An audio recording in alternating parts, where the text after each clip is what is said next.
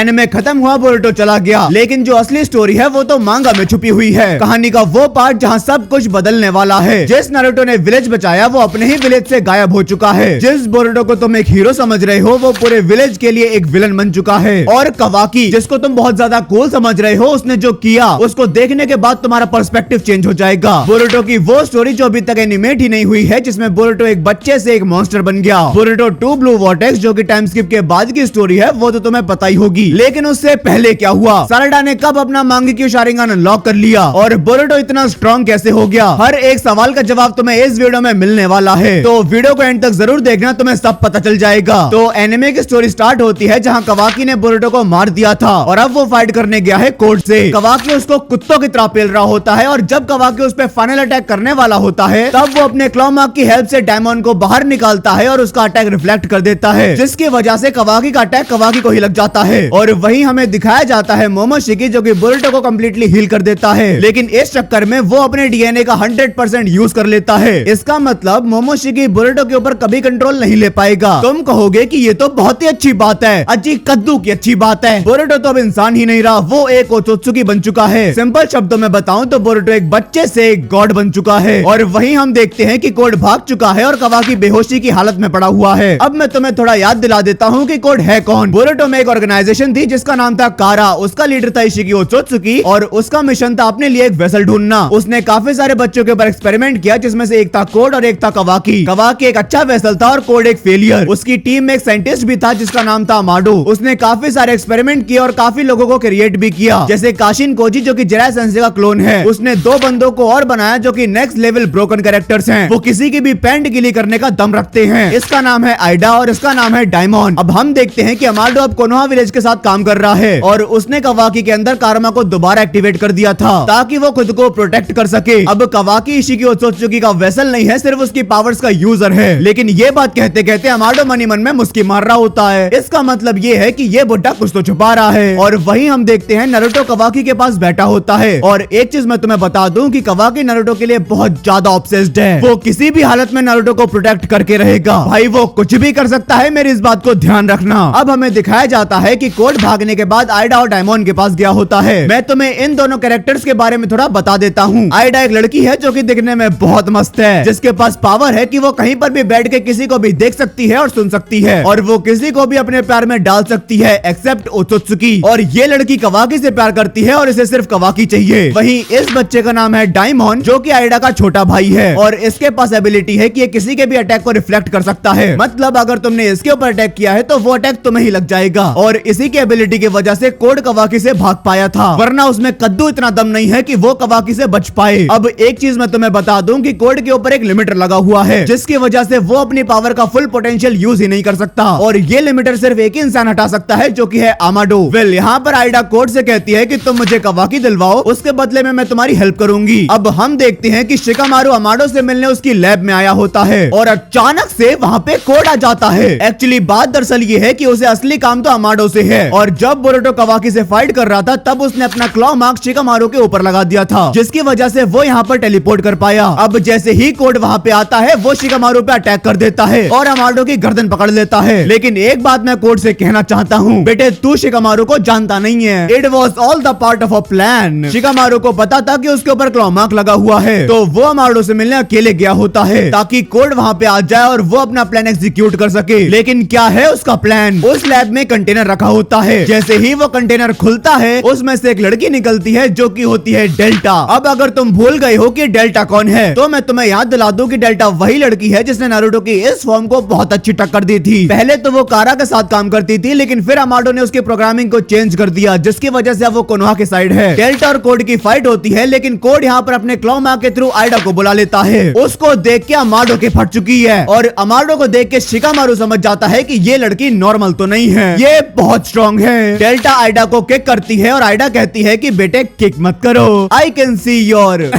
Well scene change होता है जहाँ पे बोरुटो और सास्के बात कर रहे होते हैं और वही सब बातें। बोरुटो कहता है कि कवाकी को इस चीज के लिए ब्लेम नहीं करना चाहिए, वो इनोसेंट है। सास्के कहता है कि इन सब चीजों में मेरी गलती है क्योंकि मैं तुम्हारा टीचर हूँ। फिर बोरुटो कहता है कि नहीं इसमें सिर्फ मेरी गलती है क्योंकि मेरा फॉल्ट है। यही सब बातें हो रही होती हैं और हम देखते हैं कि मित्सुकी और साराडा भी बात कर रही हैं। साराडा बोरुटो की चिंता कर रही है और मित्सुकी कह रहा है कि तू उसको लाइक करती है ना।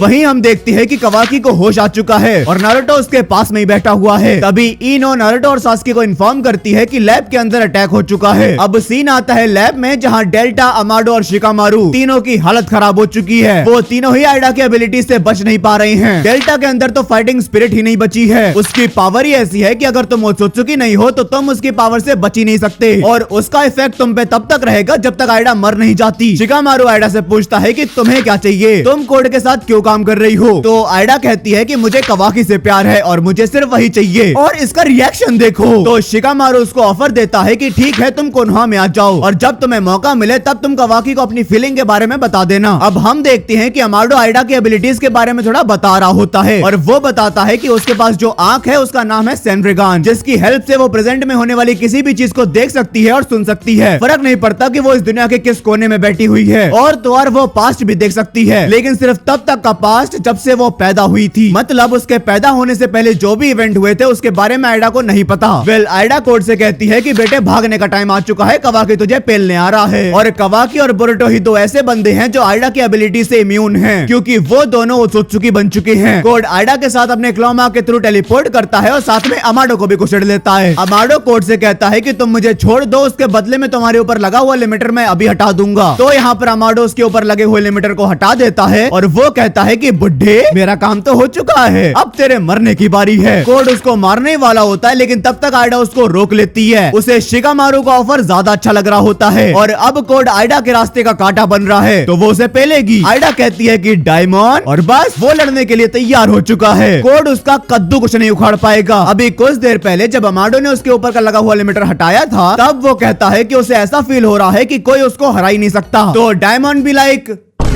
डायमंड उसे कुत्तों की तरह पेल रहा है। भाई उसे भागने की नौबत आ जाती है। फिर अमाडो आइडा से कहता है कि उसने कवाकी के अंदर एक इमरजेंसी शटडाउन सिस्टम लगा रखा है जो कि सिर्फ उसकी ही कमांड से एक्टिवेट हो सकता है। और अमाडो आइडा से ये भी कहता है कि उसे शिकामारू का ऑफर एक्सेप्ट कर लेना चाहिए, क्योंकि अगर वो कवाकी के साथ कोनोहा में रहेगी तभी उसके साथ एक अच्छी रिलेशनशिप बना पाएगी। तो अमाडो शिकामारू को कॉल करके बताता है कि वो कोनोहा में आ रहा है और वो अकेला नहीं आ रहा है, साथ में आइडा और डायमंड भी आ रहे हैं। और वो कहता है कि आइडा के लिए एक बढ़िया सा कमरा बना के रख लियो, क्योंकि अगर उसे गुस्सा आ गई तो लीफ विलेज में एक लीफ भी ना बचने वाली। वेल कॉल खत्म होने के बाद शिकामारू सबको मीटिंग के लिए बुलाता है। वहीं दूसरी तरफ कोड उस जगह पे जाता है जहाँ पे इशिकी और ओत्सुत्सुकी ने 10 टेल को छुपा रखा था। कोड यहाँ पर अपने क्लॉ मार्क्स का यूज करके उस 10 टेल को श्रिंक कर देता है और उसको इन चीजों में तब्दील कर देता है। और कोड कहता है कि they are smaller in size but more useful. अब सीन दोबारा शिफ्ट होता है जहाँ पे शिकामारू कोनोहा विलेज की करंट स्टेट के बारे में बता रहा होता है। वो ये भी बताता है कि बोरुटो और कवाकी ही दो ऐसे एसेट्स हैं जो आइडा की एबिलिटीज के अगेंस्ट फाइट कर सकते हैं, क्योंकि वो दोनों ओत्सुत्सुकी बन चुके हैं और उन दोनों के ऊपर आइडा की कोई भी एबिलिटी का असर नहीं होता है। लेकिन फिर भी किसी भी हालत में हम लोग आइडा को अपना एनिमी नहीं बना सकते। और देखा जाए तो आइडा के पास डायमंड है जो कि बोरुटो, कवाकी, कोड, नारुतो, सास्के इन सबसे ज्यादा स्ट्रॉन्ग है। तो शिकामारू इन सबको मिशन देता है कि तुम्हें आइडा के साथ रहना है एक साथ। शिकामारू ये भी बताता है कि आइडा को कवाकी के ऊपर क्रश है और अब विलेज की सेफ्टी इस चीज के ऊपर डिपेंड करती है कि कवाकी आइडा को किस तरह से ट्रीट करता है। सारी चीजें एक्सप्लेन करने के बाद शिकामारू उनसे पूछता है कि क्या तुम लोग ये मिशन करोगे, and they are obviously ready. और एक बात मैं तुम्हें बता दूं कि आइडा अपने सेनरिगान की हेल्प से इन सब की मीटिंग सुन रही है, उसे सब पता है। वेल अमाडो, आइडा और डायमंड ये तीनों कोनोहा विलेज में आ जाते हैं और बोरुटो, कवाकी, आइडा और डायमंड ये चारों एक साथ रहने वाले हैं एक ही घर के अंदर। और भाई साहब क्या लग्जरी घर बनवाया है। वो लोग उसका वेलकम करते हैं और आइडा कहती है इसकी कोई जरूरत नहीं है, मैं अपने आप चली जाऊंगी। आइडा उड़ते उड़ते जाती है और सीधा घर की छत पे लैंड करती है। मित्सुकी आइडा को देखता है और उसके गाल गुलाबी हो जाते हैं। वेल वो घर के अंदर आती है, बोरुटो उसका वेलकम करता है और डायमंड उसके ऊपर चढ़ जाता है और कहता है कि अबे साढ़े तू मेरी बहन को पेलेगा, उससे पहले मैं तुझे पेल दूंगा। तो कवाकी डायमंड पे अटैक करता है और कवाकी खुद ही गिर जाता है। तो अब डायमंड कवाकी को पेल रहा है, तब तक बोरुटो उस पे अटैक करता है और अब वो बोरुटो को भी पेल रहा है। इस बच्चे ने कवाकी और बोरुटो दोनों को 1v2 कर दिया। आइडा को कवाकी मिल चुका है और वो उसे अपनी गोदी में सुला रही है। काश मुझे भी कोई अपनी गोदी में सुलाने वाला होता।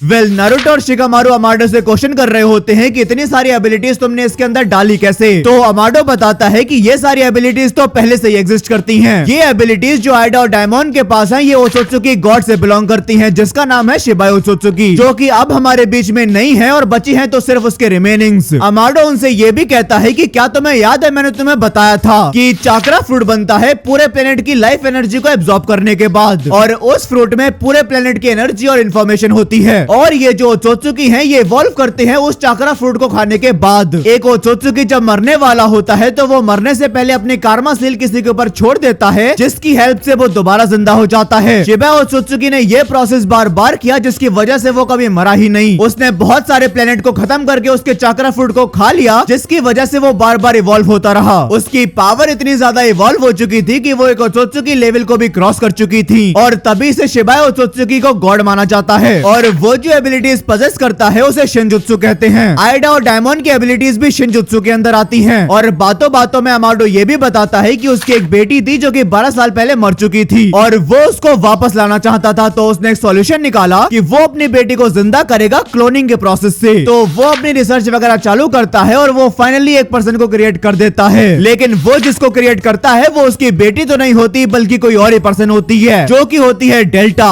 अमाडो अपने फ्लैशबैक में सैड होता है कि वो अपनी बेटी को वापस नहीं ला पाया। तभी वहाँ पे जीरन आ जाता है, जो कि कहता है कि तुम मेरी हेल्प करो, उसके बदले मैं तुम्हें तुम्हारी बेटी के साथ दोबारा मिलवा दूंगा। अमाडो उसका ऑफर मान जाता है और वो जीरन के साथ काम करने के लिए रेडी हो जाता है। उसके साथ काम करते करते उसे पता चलता है कि उसका गोल है पूरे प्लेनेट की लाइफ एनर्जी को एब्जॉर्ब करके एक चाकरा फूड बनाना। तो अमाडो सोचता है कि जब प्लेनेट ही नहीं बचेगा तो वो अपनी बेटी को जिंदा करके क्या ही कर लेगा। तो वो जीरन को हराने के लिए क्लोन बनाता है, जिसका नाम होता है काशिन कोजी, जो कि जिराय सेंसे का क्लोन होता है। और तो और जीरन के कहने पे वो इतने सारे बच्चों के ऊपर एक्सपेरिमेंट करता है, जिसकी वजह से उसे ये पता चलता है कि ओत्सुत्सुकी का कार्मा के थ्रू जिंदा होना और उसका क्लोनिंग वाला प्रोसेस ऑलमोस्ट सिमिलर है। तो अमाडो सोचता है कि वो अपनी बेटी को कवाकी के कार्मा के थ्रू जिंदा करेगा, इसीलिए उसने कवाकी के अंदर कार्मा को दोबारा एक्टिवेट कर दिया था अपने पर्सनल फायदे के लिए। अब इन सब बातों के बाद रात हो जाती है और सब लोग सो जाते हैं। रात में कवाकी आइडा से पूछता है कि कोड उसको टेंटेल को खिलाना चाहता था ताकि वो चाकरा फूड को बना सके, लेकिन अब तुमने मेरी जगह बोरुटो का सौदा किया है उससे। वेल आइडा यहाँ पर कवाकी से अकेले बात करते हुए शर्मा रही होती है, तो वो कहती है कि सारडा और सुमिरे को भी यहाँ बुला लो। तो वो दोनों आती हैं और ये तीनों एक कमरे में बैठ के बातें छौक रही हैं। और सारडा और सुमिरे नोटिस करती हैं कि आइडा की एबिलिटीज का असर उन दोनों के ऊपर तो हुआ ही नहीं है, मतलब कवाकी और बोरुटो के साथ साथ ये दोनों भी उसकी एबिलिटी से इम्यून हैं। तभी आइडा सारडा से पूछती है कि तुम बताओ तुम्हें बोरुटो को लेके क्या ख्याल है, तुम तो उसे लाइक करती हो। वेल आइडा कहती है कि वो अपनी एबिलिटीज की वजह से कोई नॉर्मल फ्रेंड्स ही नहीं बना पाती, क्योंकि जो भी उसके पास में होते हैं वो सिर्फ उसके एबिलिटीज की वजह से होते हैं। तो सारडा एक्चुअली में उससे कहती है, मतलब ये उसका कोई प्लान नहीं है, वो एक्चुअली में उससे कह रही है कि क्या हम लोग एक नॉर्मल फ्रेंड बन सकते हैं। उसके बाद आइडा सारडा और सुमिरे साथ में शॉपिंग करने जाते हैं और वहाँ पे डायमंड और बोरुटो भी होता है। डायमंड को अचानक से एक स्ट्रॉन्ग प्रेजेंस फील होती है और वो जाके उस पर अटैक कर देता है। वो जिस पे अटैक करता है वो डॉज भी नहीं करता, तो बोरुटो उसको रोकता है और कहता है कि वो मेरी बहन है जिसका नाम है हिमावारी और उसे लड़ना भी नहीं आता। वहाँ शॉपिंग करते करते आइडा शिकामारू को बताती है कि उसने अपने सेनरिगन की हेल्प से अभी अभी कोड को देखा, जिसने 10 टेल्स को हजारों क्लोन्स में तब्दील कर दिया है, जिनको वो बुला रहा है क्लॉगरिम्स, और वो उनके साथ में कोनोहा के ऊपर अटैक करने का प्लान बना रहा है। अब तुम मेरी बात को ध्यान से सुनो, वो मोमेंट आने वाला है, मेरी बात को ध्यान से सुनना। हिनाटा खाना बना रही होती है और नारुतो प्लेट्स लगा रहा होता है। हिनाटा बहुत खुश होती है इस बात को लेके कि अब हम लोग साथ में डिनर कर पाते हैं। अगर साथ में बोरुटो और कवाकी होते तो और भी अच्छा होता। तभी अचानक से कवाकी वहाँ पे आ जाता है। वो कहता है कि मैं आप लोगों से कुछ बात करना चाहता हूँ। कवाकी नारुतो से कहता है कि आप लोगों की वजह से मैं एक वेसल से एक इंसान बन पाया हूँ। मैं चलती हुई वो लाश था जिसके जीने का कोई पर्पस ही नहीं था। मैं आपको बचाने के लिए कुछ भी कर सकता हूँ, चाहे मुझे ही मरना पड़े। मेरी पूरी दुनिया सिर्फ आपके अराउंड रिवॉल्व करती है, लेकिन हम लोग एक ऐसी दुनिया में रहते हैं जहाँ पे अच्छे लोग जल्दी मर जाते हैं और मैं नहीं चाहता कि आप लोगों के साथ ऐसा हो। तो मैंने डिसाइड किया है कि मैं हर एक ओत्सुत्सुकी को मार दूंगा,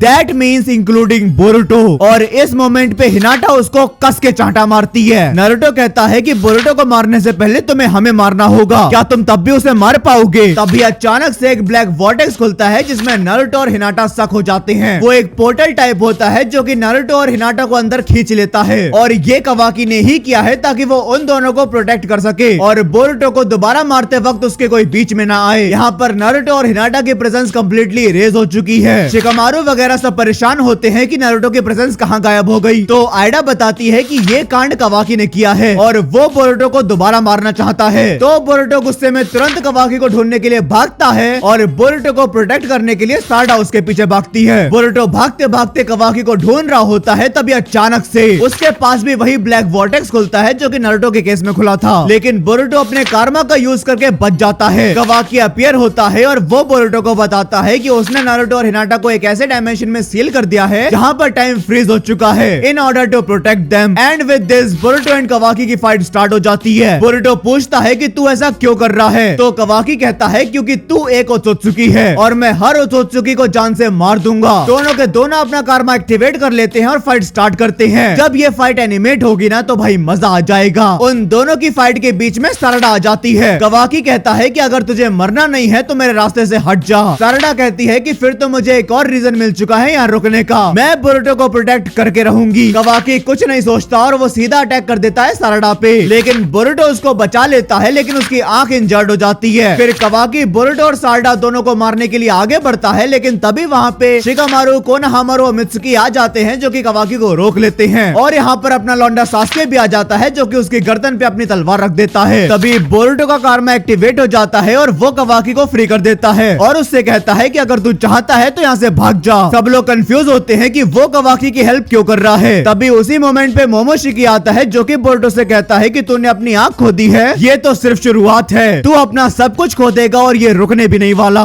the end has already begun. And with this Momoshiki गायब हो जाता है। एंड बिलीव मी, मोमोशिकी की ये प्रोफेसी गलत नहीं है। कवाकी वहाँ से भाग जाता है और सब उसके पीछे भागते हैं। उसका चाकरा ऑलमोस्ट खत्म होने वाला होता है, लेकिन सिर्फ एक पर्सन है जिसे फर्क नहीं पड़ता कि कवाकी क्या कर रहा है, वो हमेशा उसकी साइड होगा, जो कि है अपनी आइडा। वो उड़ते उड़ते जाती है और कवाकी के पास पहुंच जाती है। वो कहती है कि मैं हमेशा तुम्हारी साइड हूँ। कवाकी कहता है कि उससे फर्क नहीं पड़ता कि तुम किसकी साइड हो, मैं एक आउटसाइडर हूँ और वो एक होकागे का बेटा। पूरा विलेज उसकी ही साइड लेगा, भले ही मैं विलेज को प्रोटेक्ट करने की कोशिश कर रहा हूँ। वो आइडा को पकड़ लेता है और उससे कहता है कि मुझे होना चाहिए था नारुतो का बेटा, मैं उन चीजों को प्रोटेक्ट भी नहीं कर सकता जिनको मैं एक्चुअली प्रोटेक्ट करना चाहता हूँ। तभी वो कवाकी को होल्ड करती है और उसके पास से एक ऑरा निकलता है and boom, they are just floating. और विलेज में कुछ तो हो चुका है, और सिर्फ विलेज पे ही नहीं बल्कि पूरे प्लेनेट पे कुछ हो चुका है। और ये करने के बाद आइडा कवाकी के ऊपर गिर जाती है एंड शी इज ब्लशिंग। तभी जो लोग कवाकी को ढूंढ रहे थे वो अब बोरुतो को ढूंढ रहे हैं। मोमोशिकी बोरुतो के सामने फिर से अपीयर होता है और पूछता है कैसा फील होता है सब कुछ खोने के बाद। बोरुतो को समझ में नहीं आ रहा होता है कि ये किस बारे में बात कर रहा है। तभी उसके पीछे सारडा और मित्सुकी आ जाते हैं। मित्सुकी अपने सेज फॉर्म में आता है और बोरुतो के ऊपर अटैक कर देता है। सारडा उसको रोकने की कोशिश करती है, लेकिन मित्सुकी उसकी नहीं सुनता। सारडा कहती है कि तुम ऐसा क्यों कर रहे हो, और यहाँ पर हमें एक्चुअली में बताया जाता है कि सारडा ने किया क्या है। आइडा के पास एक डिवाइन पावर है जिसको वो खुद कंट्रोल नहीं कर सकती, और उसको हम लोग कहते हैं ओमनीपोटेंस। आइडा कवाकी से प्यार करती थी तो इसलिए उसने कवाकी की डिजायर को सच कर दिया है। मतलब चीजें रिवर्स हो चुकी हैं। जो पूरे विलेज की नजर में कवाकी एक एनिमी था वो अब बोरुतो बन चुका है। उन सबकी मेमोरीज मैनिपुलेट हो चुकी हैं और उनके अकॉर्डिंग कवाकी नारुतो का असली बेटा है और बोरुतो एक आउटसाइडर है। ये सब चीजें मोमोशिकी एक्सप्लेन कर रहा है। और एक चीज मैं तुम्हें बता दूं, जैसे आइडा की एबिलिटीज का असर पहले सारडा पे नहीं हुआ था, वैसे इस बार भी सारडा पे उसका कोई असर नहीं हुआ है। मतलब सारडा को पता है कि असली सच क्या है। वो बेचारी अपने घुटनों पे बैठ के उदास होती है कि सब लोग बोरुतो के अगेंस्ट हो चुके हैं। तभी सास्के उसके पास आता है और वो समझ जाती है कि सास्के भी ऐसे ही रिएक्ट कर रहा है जैसे बाकी सब कर रहे हैं। और एक और चीज, सुमिरी के ऊपर भी आइडा की एबिलिटीज का कोई असर नहीं हुआ है। तो वो समझ जाती है कि ये जो भी कांड हुआ है ये आइडा की वजह से हुआ है। तो वो अपने माइंड के थ्रू सारडा को बता देती है और सारडा फिर सास्के से कहती है। पहले तो सास्के उस पर यकीन नहीं करता है, लेकिन वो चीज बताते बताते सारडा की मांगी की शारिंगन अनलॉक हो जाती है और सास्के समझ जाता है कि ये चीज इतनी आसानी से अनलॉक नहीं होती है। कुछ तो ऐसा है जिसके बारे में सास्के को पता नहीं है। सारडा सास्के से कहती है कि प्लीज बोरुतो को बचा लो, आपको उसकी साइड रहना ही पड़ेगा। तो फाइनली सास्के जाता है और बोरुतो को बचा लेता है। मोमोशिकी बार बार बोरुतो से कह रहा होता है कि तुम मुझे अपनी बॉडी का कंट्रोल दे दो, मैं सब ठीक कर दूंगा। लेकिन बोरुतो कहता है सास्के कहता है कि अगर मैं अपनी मेमोरीज पे भरोसा नहीं कर सकता तो एटलीस्ट मैं अपनी डॉटर पे भरोसा करूंगा। और वहाँ पे सास्के और बोरुटो से मिलने आइडा और डायमंड भी आ जाते हैं। आइडा बोरुटो को सॉरी बोलती है कि उसकी वजह से ये सब हो गया, बट ये चीज उसके कंट्रोल में नहीं है, ये उसके सबकॉन्शियस माइंड ने अपने आप कर दी। और ये सब चीजें देखने के बाद बोरुटो कावाकी के पर्सपेक्टिव को बहुत अच्छे से समझ पा रहा होता है। वो फील कर पा रहा होता है कि आउटसाइडर होना कैसा होता है, सबका एनिमी होना कैसा फील करवाता है। सास्के कहता है कि नारुतो भी ऐसे ही फील करता था जब पूरे विलेज ने उसको रिजेक्ट कर दिया था। अगर तू सच में उसका बेटा है तो तू भी वो अचीव कर सकता है जो नारुतो ने किया था। मोमोशिकी कहता है कि ये सब फालतू की बातें हैं, तू जिंदा रह के क्या ही करेगा, तू अपनी बॉडी मुझे दे दे और मैं सब ठीक कर दूंगा। तो बोरुटो कहता है कि तू गलत है, मैंने अभी तक कुछ भी नहीं खोया है, मेरी वेन्स में अभी भी होकागे का ब्लड दौड़ रहा है। आइडा बोरुटो को बताती है कि कावाकी अभी भी तुझे अपना भाई मानता है, और आइडा कहती है कि ये जो कुछ भी हुआ है उनमें कहीं ना कहीं मेरी ही गलती है। मैं अपनी एबिलिटीज को कंट्रोल नहीं कर सकती, but at least I can promise कि जब तक तू विलेज में वापस नहीं आ जाता मैं अपने सेंड्रेगान की हेल्प से तुझे ढूंढने की कोशिश भी नहीं करूंगी, भले ही शिकामारू और कावाकी मुझसे कितना भी कहें। डायमंड भी कहता है कि तुझे स्ट्रॉन्ग बनना पड़ेगा, उतना स्ट्रॉन्ग कि तू मुझे टक्कर देने के कैपेबल हो जाए। और एक चीज मैं तुम्हें बता दूं कि कोड जो पहले कावाकी के पीछे पड़ा हुआ था अब वो बोरुटो के पीछे पड़ा हुआ है। और कावाकी भी कहता है कि तू एक ओत्सुकी है, मैं तुझे ढूंढ लूंगा और मार दूंगा ब्रदर। और फिर बोरुटो का फाइनल पैनल आता है जिसमें वो कहता है my name is Boruto उजुमाकी, and with this Boruto Sasuke के साथ चला जाता है। और इसी के बाद टाइम स्केप आता है। टाइम स्केप के बाद की स्टोरी बोरुटो 2 ब्लू वॉर्टेक्स में दिखाई गई है, जो कि शायद तुम देख ही रहे होगे। लेकिन अगर तुम चाहते हो कि मैं उसको भी कवर करूं तो मुझे कमेंट्स में बता देना, मैं कर दूंगा। लेकिन उसके लिए तुम्हें चैनल को सब्सक्राइब करना पड़ेगा। तो चलो गाइस, आज के लिए बस इतना ही। आई होप तुम्हें वीडियो पसंद आई होगी। अगर तुम्हें वीडियो पसंद आई हो तो वीडियो को लाइक कर देना। अगर तुम मेरे चैनल पे नए हो तो सब्सक्राइब भी कर देना। तुम मुझे इंस्टाग्राम पे भी फॉलो कर सकते हो, link in the description box. तो चलो गाइस, मिलते हैं नेक्स्ट वीडियो में, तब तक के लिए सायोनारा।